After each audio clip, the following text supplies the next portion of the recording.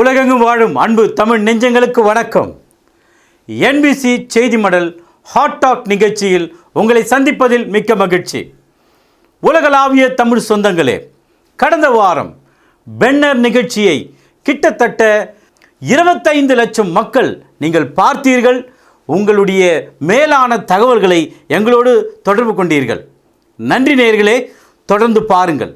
வேதத்தில் மறைந்துள்ள மக்களின் வாழ்வை எடுத்துக்காட்டி கிறிஸ்தவ விழிப்புணர்வை ஏற்படுத்துவதே இந்த நிகழ்ச்சியின் நோக்கம். இன்றைய நாளில் நமது கிறிஸ்தவ பெரியார் டாக்டர் பீட்டர் சாலமன் ஐயா அவர்களை சந்திக்கலாம். வாருங்கள் அன்பு நேயர்களே. ஐயா வணக்கம். ஐயா வணக்கம். சொல்லுங்க. கடந்த வாரம் பென்னர் நிகழ்ச்சி ஹிட் சூப்பர் ஹிட் என்ற மாதிரி அநேக மக்கள் பார்த்து அரிய தகவல்கள் ஐயா சொன்னார், ஐயாவுக்கு நன்றி சொல்லுங்கன்னு சொன்னாங்க. ஐயா அதைத் தொடர்ந்து இந்த நாளில் பொந்தி பிலாத்து என்பவர் யார், அவரிடத்தில் என்ன சிறப்பு இருக்கிறது, புதிய ஏற்பாடு அவரை பற்றி என்ன போதிக்குது ஐயா? பொன்டியஸ் பைலட் அப்படின்றது பேர்.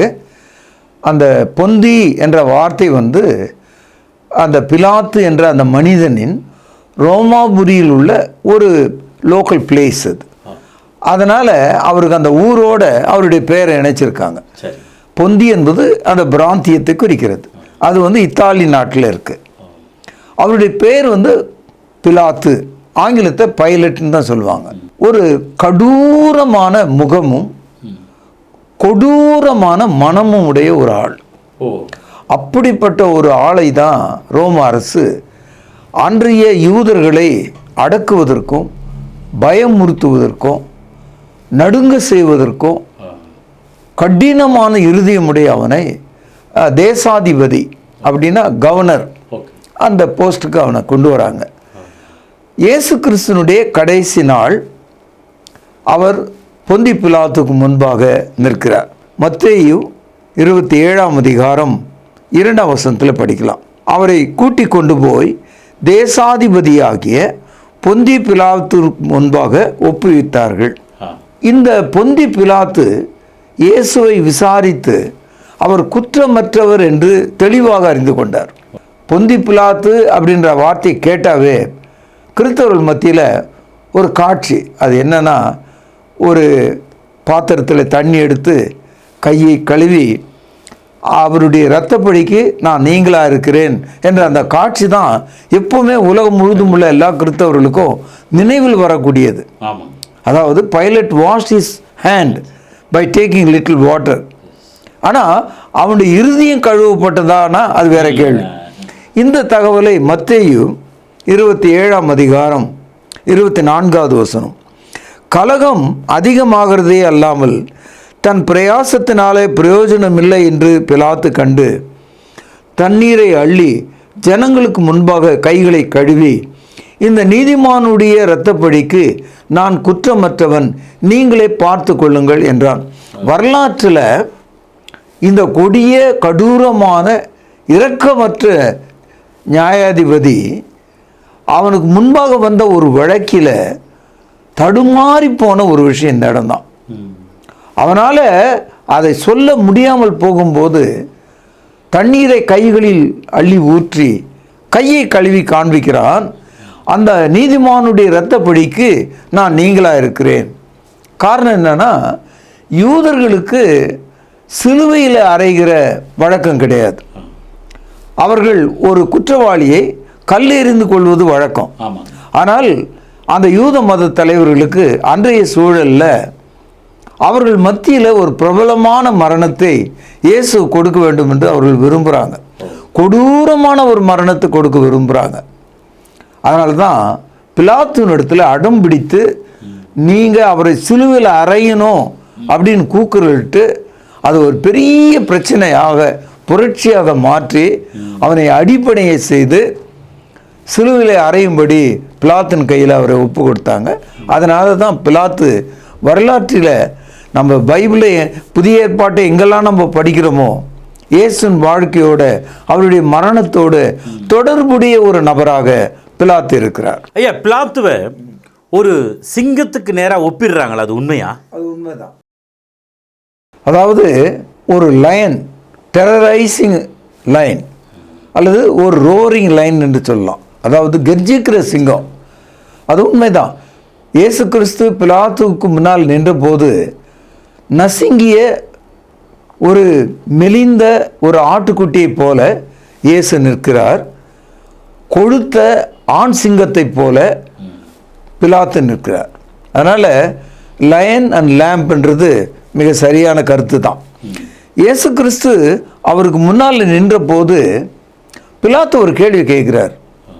அதாவது இந்த சிங்கம் வந்து ஆட்டுக்குட்டிக்கிட்ட சொல்லுது, நான் நினச்சா ஒரே அடியில் உன்னை சாகடிச்சிடுவேன், ஒரே அறையில் அப்படியே என்னுடைய விரலால் எடுத்து வாய்க்குள்ளே போட்டு முழுங்கிடுவேன். அந்த அளவுக்கு அவருக்கு அதிகாரம் இருந்தது. அதாவது என்ன சொல்ல வர்றாரு பிலாத்து இயேசுவை பார்த்து, எனக்கு வானளாவிய அதிகாரம் இருக்குது அப்படின்னு சொல்ல வர்றார். இந்த கருத்தை யோவான் சுவிசேஷம் 19ஆம் அதிகாரம் 10வது வசனத்திலே நீங்கள் படிக்கலாம். அப்பொழுது பிலாத்து, நீ என்னோடு பேசுகிறது இல்லையா, உன்னை சிலுவையிலே அறைய எனக்கு அதிகாரம் உண்டு என்றும் கவனியுங்கள், உன்னை விடுதலை பண்ண எனக்கு அதிகாரம் உண்டு என்றும் உனக்கு தெரியாதா என்றான். அந்த ஆட்டுக்குட்டியை பார்த்து அவர் சொல்றாரு, I can deliver you or crucify you, what you சேன்னு கேட்குறார். ஆனால் இயேசு எந்த பதிலையும் அவருக்கு சொல்லவில்லை. அதனால் நிச்சயமாக அந்த காட்சி, அதாவது பிலாத்துக்கு முன்னால் இயேசு நின்ற அந்த காட்சி கொடுமையான ஒரு சிங்கத்துக்கு முன்னால் கூழையான நசுங்கிய ஒரு ஆட்டுக்குட்டியை போல இயேசு நின்றது உண்மைதான். கூடுதலாக பிலாத்து இயேசுனிடத்தில் இன்னும் கொஞ்சம் தகவலை கூட சொல்கிறார்.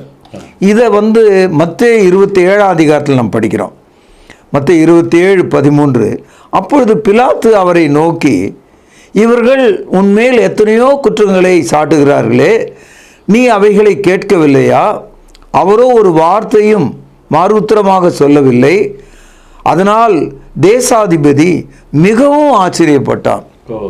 அதாவது அவனுடைய வாழ்நாள் காலத்தில் வரலாற்றில் இப்படிப்பட்ட ஒரு குற்றவாளியை, அதாவது அமைதியாக மறுபேச்சில்லாத வாய் திறக்காத ஒரு ஆட்டை போல மௌனமாக இயேசு நின்றது பிலாத்துக்கு மிகவும் ஆச்சரியமாக இருந்ததாக நம்ம படிக்கிறோம்.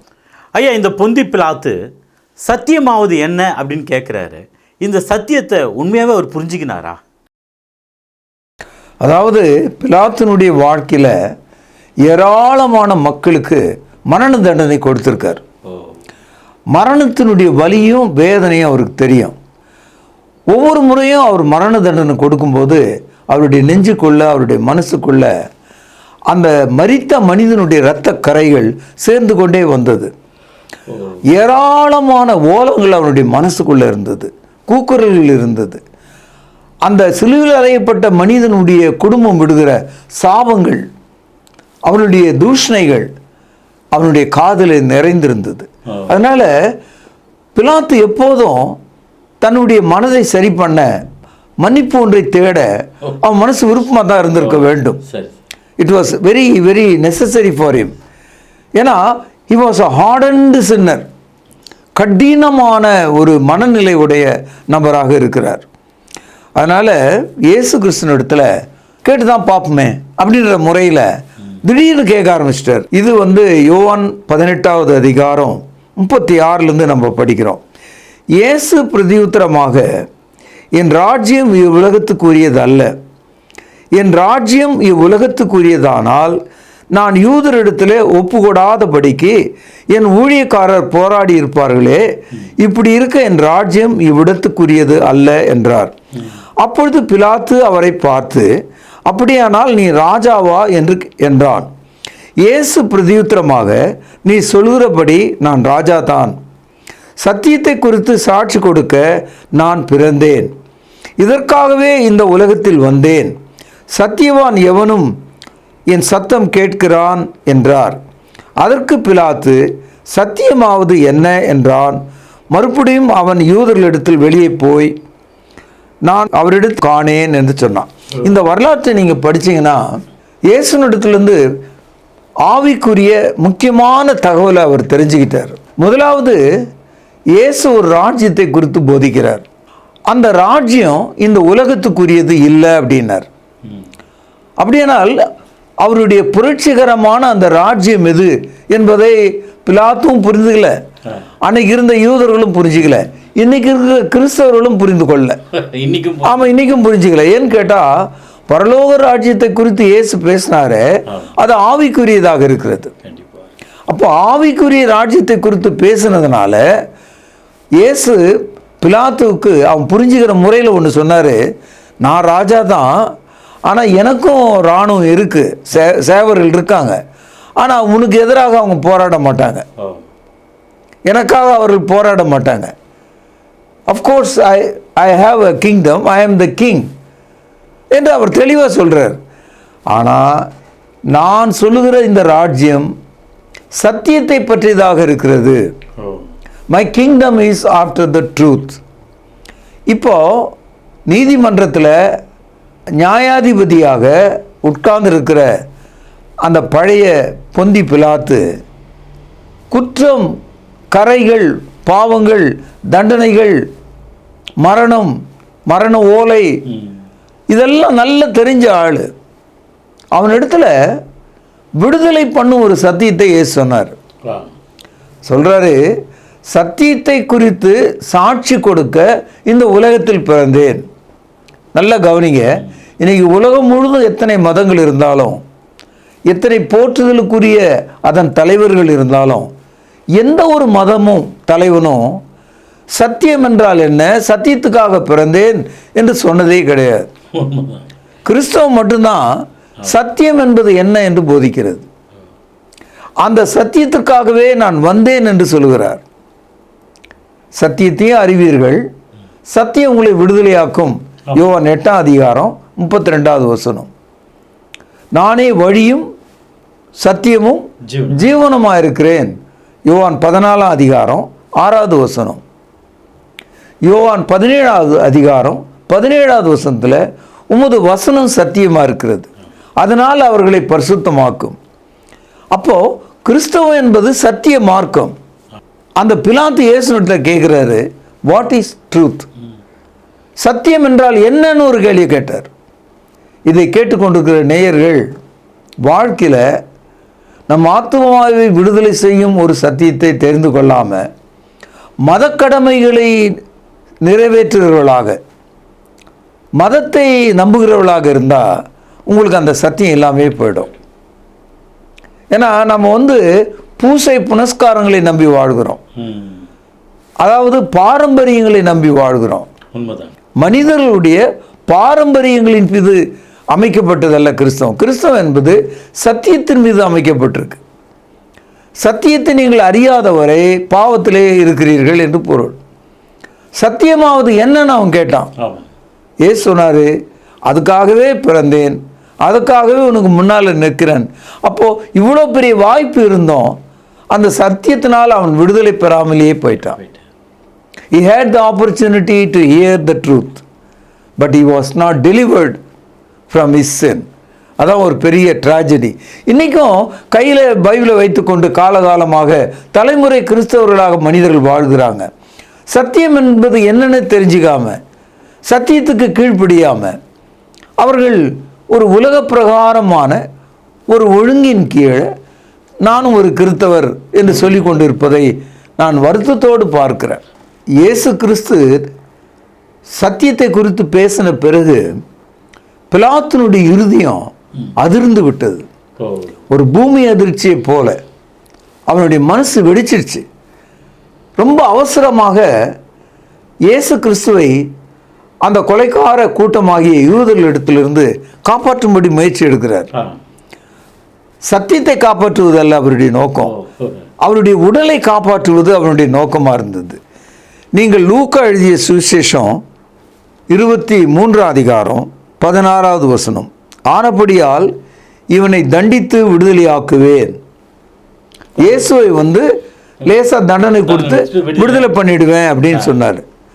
அடுத்து பாருங்க, லூக்கா 23ஆவது அதிகாரம் 20வது வசனம்.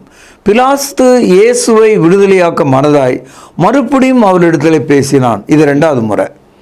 3ஆவதாக 22வது வசனம் பாருங்கள்.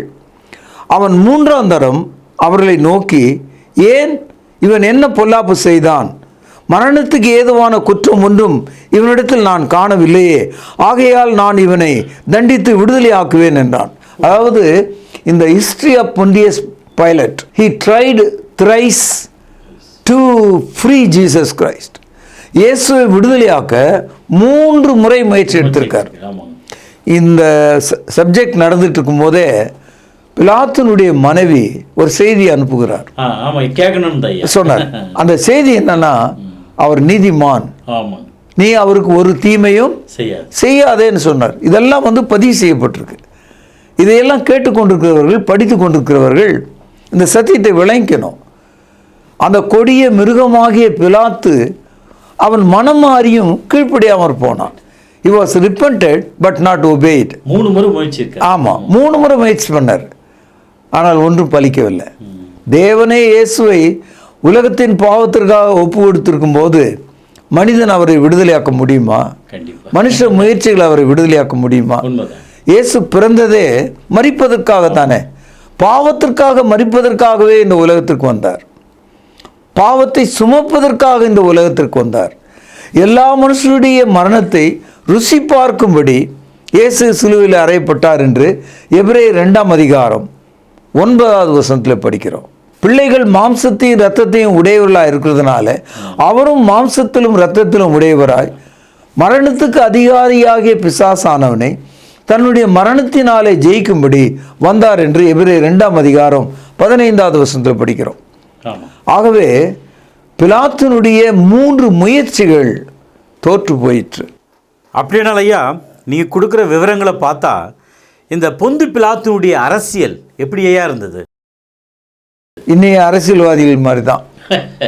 இன்னைக்கு நாட்டை ஆள்கிறவர்களும் மாநிலங்களை ஆள்கிறவர்களும் நீதிமன்றங்களில் இருப்பவர்களும் புகழ்பெற்றவர்களும் எப்படிப்பட்ட அரசியல் செய்கிறார்கள்? எப்படியாவது என்ன வேணாலும் செய்ய தயாராக இருக்காங்க.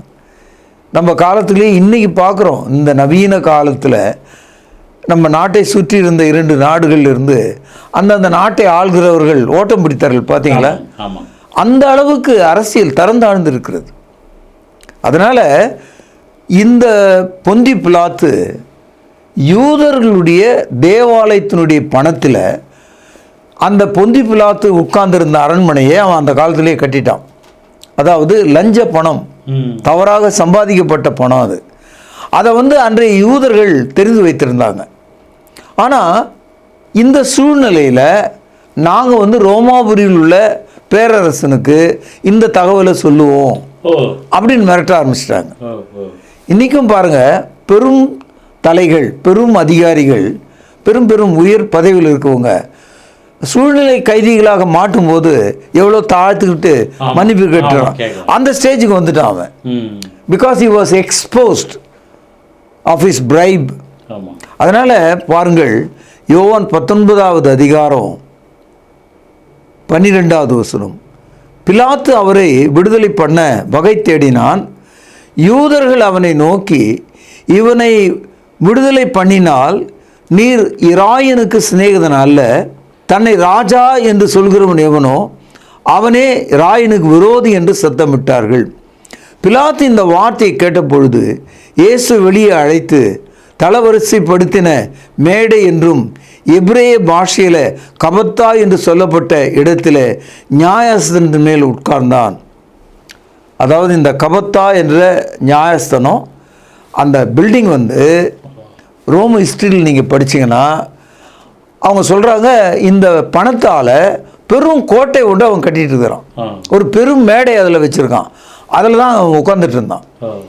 யூதர்கள் நாசுக்காக சொன்னாங்க, நீ ரோமாபுரியில் உள்ள ராஜாவுக்கு விரோதி, அதை நாங்கள் தெரியப்படுத்துவோம், உன்னுடைய வண்டவாளத்தெல்லாம் தண்டவாளத்தில் ஏற்றுவோம், மேலிடத்துக்கு சொல்லுவோன்னு சொன்ன உடனே அவன் நடுங்கிட்டான்.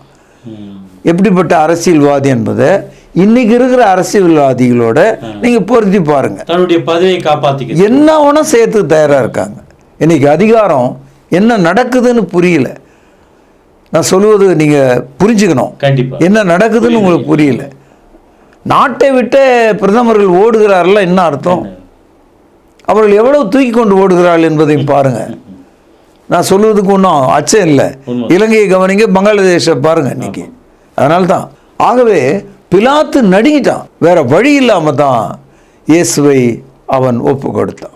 ஐயா, இயேசு கிறிஸ்துவனுடைய இந்த விசாரணையை பொந்து பிலாத்து ரொம்ப சிறப்பாக நடத்துகிறாரு. அதுக்கான ஆதாரத்தை பைபிள் சொல்லுது. ஆனால் இன்றைய காலகட்டத்தில் பெருவாரியான மக்கள், 1/3 பகுதியான மக்கள், உலக அளவில் 1/3 பகுதியான மக்கள் என்ன சொல்கிறாங்கன்னா, இயேசு கிறிஸ்து சிலுவையிலே அறையப்படவில்லை அப்படின்ற ஒரு தகவல் சொல்கிறாங்களே. இதை நீங்கள் எப்படி பார்க்குறீங்க? வருத்தமாக இருக்குது. இதை சொல்கிறவர்கள் இஸ்லாமியர்கள். இஸ்லாம் என்பது கிறிஸ்தவ மார்க்கத்துக்கு பிறகு ஒரு 650 ஆண்டுகளுக்கு பிறகு வந்த ஒரு மார்க்கம். 650 ஆண்டுகளுக்கு பிறகு இந்த குரலை அவர்கள் எழுப்புகிறாங்க. இது ஒரு கலக குரல். நாம் இயேசு சிலுவையில் அறையப்பட்டாரா அறையப்படவில்லையா அப்படின்னு உங்களுக்கு ஒரு சந்தேகம் இருந்தால் ரோம வரலாற்றை எடுத்து படியுங்கள். ரோம வரலாற்றை எடுத்து படிக்கும்போது பொந்தி பிலாத்தினுடைய காலத்தை படித்து பாருங்கள். அப்போது இயேசு கிறிஸ்து சிலுவையில் அறையப்பட்டாரா இல்லையா என்பதை நீங்கள் தெரிந்து கொள்ள விரும்பினால் நீங்கள் பிலாத்தினிடத்தில் கேளுங்கள். அவனுடைய சரித்திரத்தை தெரிந்து கொள்ளுங்கள். இயேசு கிறிஸ்து வாழ்ந்த காலத்தில் இருந்த ஒரு சிறந்த சரித்திர ஆசிரியர் ஜோசிஃபஸ் ரெக்கார்டில் சொல்கிறார். இயேசு கிறிஸ்துடைய சிலுவை மரணத்தை குறித்து பேசுகிறார். இந்த தகவல் எல்லாம் ரோம அரசாங்க நாளேட்டில் கெசட்டடில் பதிவு செய்யப்பட்டிருக்கு. அப்படி இருக்கும்போது இயேசு கிறிஸ்து சிலுவையில் மறிக்கலை, அறையப்படல அப்படின்னு ஒரு கலக குரல், ஒரு ஈன குரலை உலகம் முழுதும் கொடுக்கறதுனால ஒரு பிரயோஜனம் இல்லை. இயேசுனுடைய மரணம் இல்லாமல் பாவ மன்னிப்பு இல்லை. இயேசு கிறிஸ்துடைய மரணம் இல்லாமல் மரித்தோர் உயிர்த்தெழுதல் இல்லை. இயேசு கிறிஸ்துடைய மரணம் இல்லாமல் உனக்கு ரட்சிப்பு இல்லை. ஆக இயேசுனுடைய மரணத்தையே தூக்கி எறிஞ்சிட்டா கிறிஸ்தவம் என்பது இல்லாமலே போய்விடும். அதை தான் இந்த மார்க்கம் செய்து கொண்டிருக்கிறது. நீங்கள் பைபிளை படிச்சீங்கன்னா go to Pontius Pilate to his record. அவனுடைய ரெக்கார்டை கவனிங்க. மத்தேயு 27ஆம் அதிகாரம் 26வது வசனம், காஸ்பிள் 1.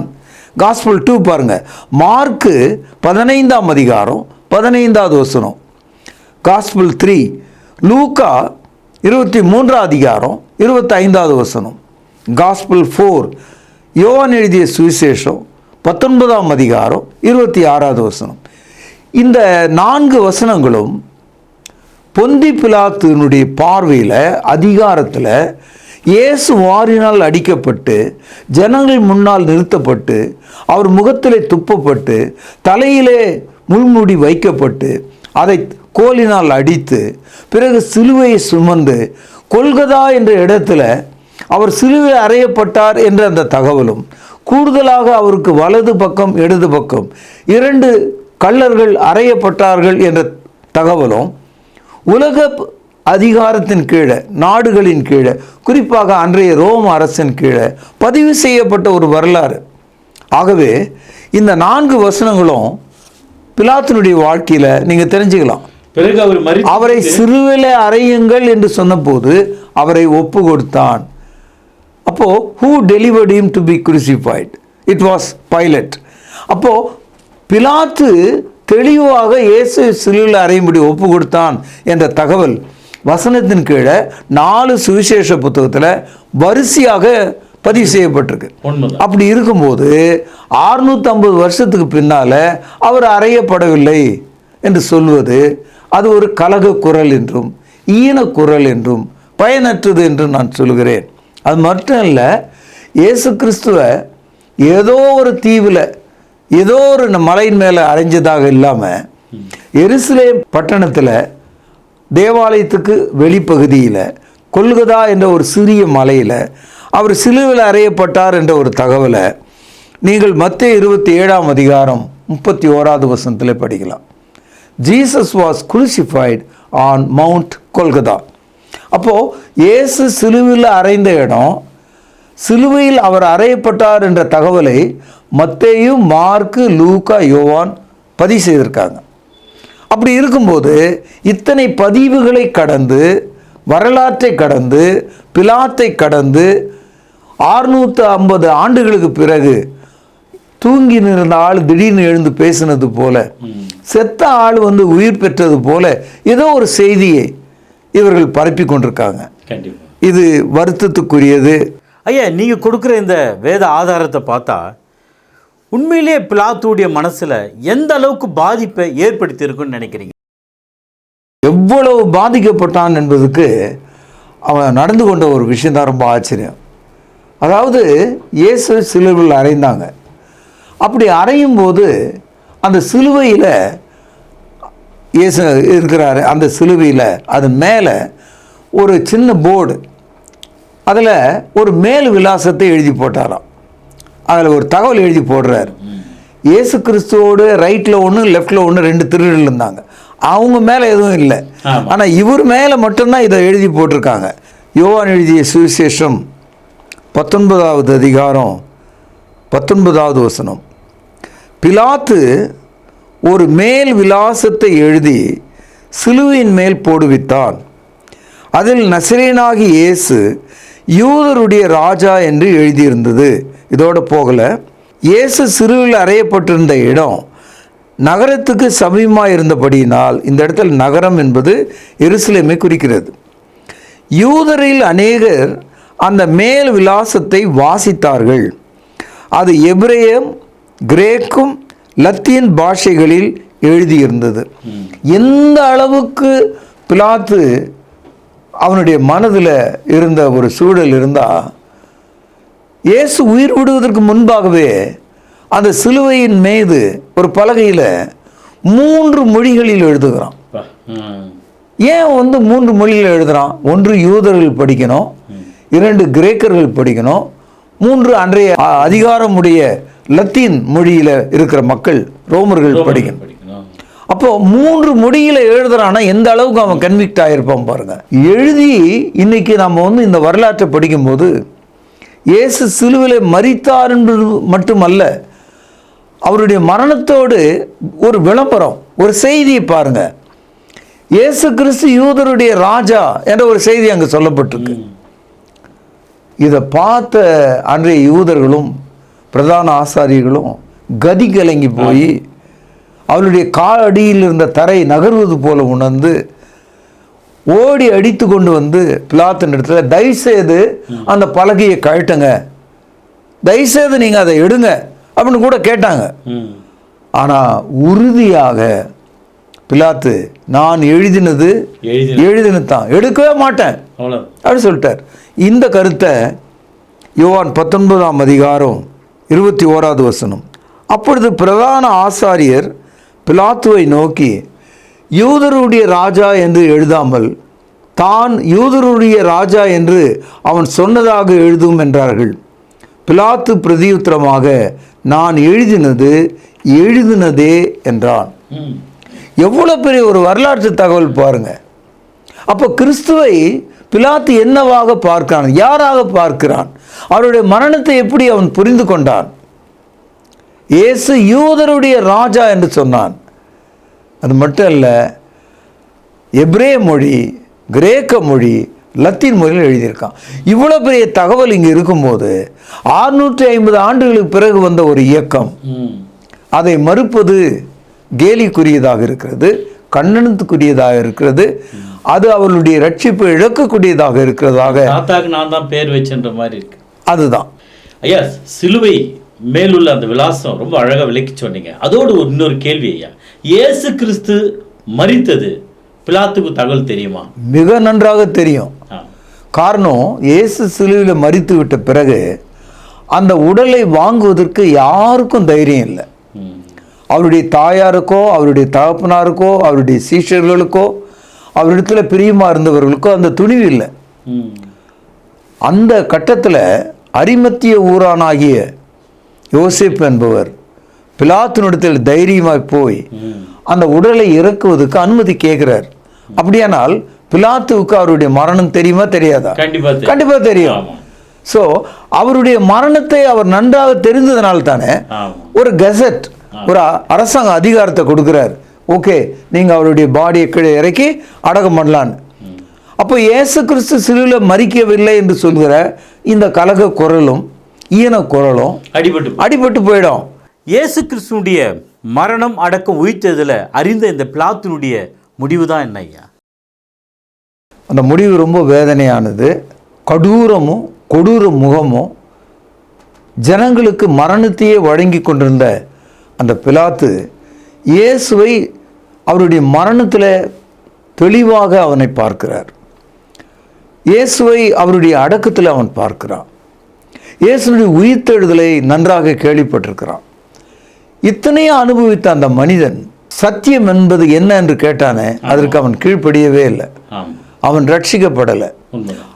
பிளேவியஸ் ஜோசிபஸ் என்ற எழுத்தாளர் எழுதுகிறார், வரலாற்றில் கடைசி காலத்தில் ரோம அரசர் தீத்துராயன் அவரை பதவியிலிருந்து விரட்டி அவர் கையில் இருந்த பொருளை எல்லாம் பறித்து கொண்டு துரத்தி விட்டாங்க. கடைசி காலத்தில் தெருவில் ஓடும் ஒரு நாயை போல பைத்தியம் பிடித்து கொண்டு அலைந்து கடைசியில் ஒரு நாள் தூக்கிட்டு செத்தார் என்ற ஒரு தகவலும், அவருடைய மனைவி ஒரு மனநோயாளியாக இருந்து செத்து போனாள் என்ற ஒரு தகவலும் அந்த வரலாற்றில் பதிவு செய்யப்பட்டிருக்கு. இந்த நிகழ்ச்சியை தொடர்ந்து பாருங்கள். அநேகருக்கு இந்த நிகழ்ச்சியை அறிமுகம் செய்யுங்கள். அதுவரை உங்களிடமிருந்து விடைபெறுவது உங்கள் அன்பு அறிவிப்பாளன் சார்லஸ் எஸ் குணசேகரன். நன்றி, வணக்கம். தொடர்பு கொள்ள வேண்டிய முகவரி: திருமறை நேரம், 58 சர்ச் தெரு, குமரன் நகர், சென்னை 6,82,000. செல்போன் 9385500882.